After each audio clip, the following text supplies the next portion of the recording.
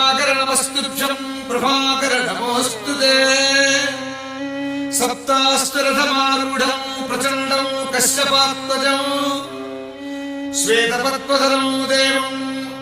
तं सूर्यं प्रणमाम्यहम्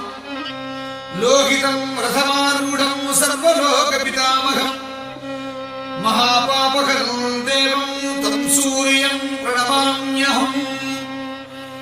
त्रैलोक्यं च महाशूरं ब्रह्मविष्णुमहेश्वरं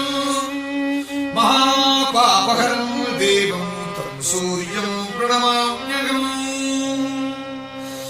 गृहीतं तेजसां पुञ्जं